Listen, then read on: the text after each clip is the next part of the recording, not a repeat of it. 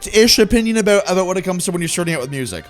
I think that, like, you shouldn't seek out a beginner-friendly program if you are looking to get into music production.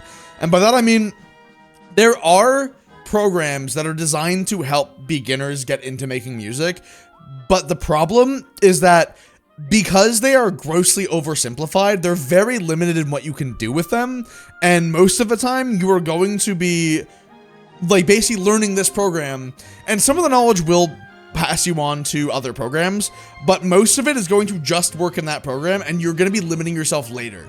I basically recommend to everybody that you use either FL Studio or FL Studio, Ableton Live, or like you can also go with something like Logic if you want to. I usually just recommend Ableton and FL.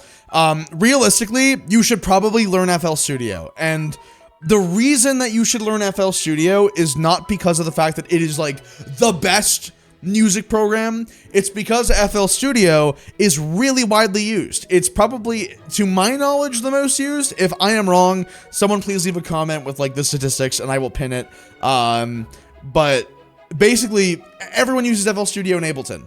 And as a consequence of that, like, if you ever want to collaborate with people, it is far easier to find people to collaborate that know how to use FL Studio and know how to use Ableton Live than if you're using something like Cubase.